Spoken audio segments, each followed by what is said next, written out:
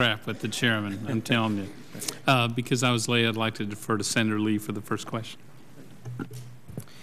Thank you, Vice Chairman Brady and Chairman Casey.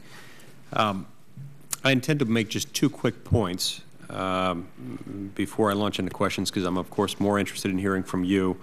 But the first point I wanted to make is that our Social Security tax is a tax. It's just like any other tax imposed by the federal government, in the sense that although some of the proceeds from that tax are spent on today's retirees, none of that money that is saved, none of the excess is currently saved for the benefit of retirees. It's spent through the general fund just like all other revenue. And Social Security is not a savings program as it's commonly billed and as it was intended to be. The mere fact that Congress has strayed so far from the original intent of Social Security is yet further evidence of Congress's lack of fiscal discipline over a rather prolonged period of time.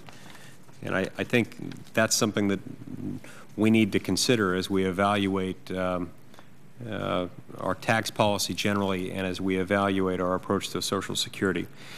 Second, as several of you have mentioned today, economic research on unemployment insurance indicates that many recipients of UI tend to wait for their benefits to expire before going back to work.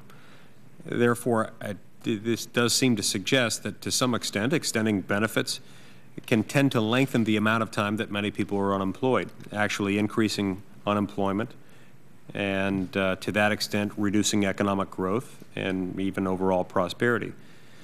Consequently, I do worry that extending unemployment benefits might be harmful to the economy and might result in expanding dependence on an already bloated and already deeply indebted federal government. This is not just a hypothetical concern. It is one that I think about from time to time, and especially in light of evidence suggesting that as long as we remain in a position in which our federal debt to gross domestic product ratio is in excess of 90%, we're over 100% now, our economic growth is going to continue to take a hit.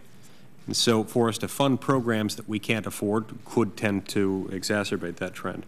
Mr. Shirk, I wanted to start with you and ask you if you're familiar with something that I'm told has been introduced in the House, sometimes referred to as the SPICE Act, the Social Security Preservation Through Individual Choice Act, which would indefinitely extend, in some circumstances, the payroll tax holiday, but do so on an opt-in basis, allowing every employee to make this determination on an annual basis, pushing back the retirement age by 1 month for every year that this partial holiday is extended. Are you familiar with that proposal? I'm not, so it's not something I could really comment on. It sounds like a good idea, but it's not something I've examined. Okay. But in theory, it's something that you could support insofar as it expands individual choice, assuming it can be made actuarially sound. Based on what you've described, it certainly sounds like something I'd be supportive of, but I'd obviously want to study it in detail before I'd commit to that. Okay. I heard you mention that unemployed workers tend to triple the amount of time that they spend job hunting when their unemployment insurance benefits are about to expire.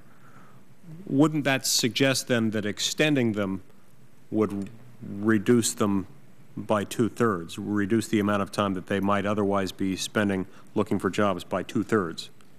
This is research done by Alan Kruger, which he published actually recently before he came into the administration.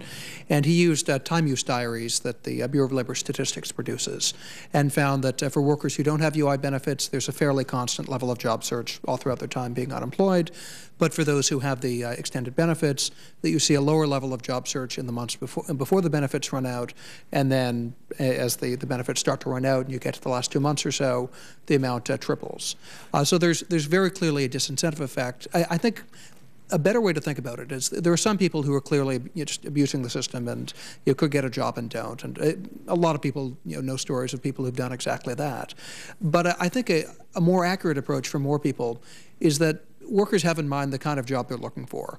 In many cases, in the previous industry they had before, which is what their skills are in, or in the same city, often they want something near that same salary range. And so, quite understandably, that's what they initially look for when they're unemployed. Now, unfortunately, about half the jobs lost in this recession were in manufacturing and construction.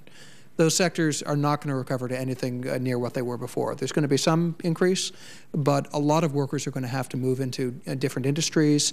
A lot of workers are going to have to move to different states. And so by having almost 2 years of benefits, what you encourage workers to do is to search for jobs that they're simply not going to find, that no matter what the government does, those jobs that were created by the housing bubble are not going to come back.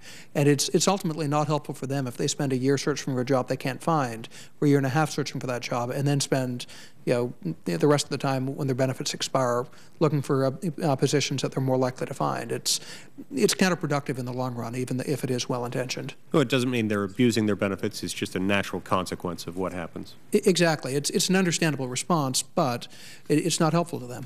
Thank you. I see my time has expired. Thank you, Mr. Chair.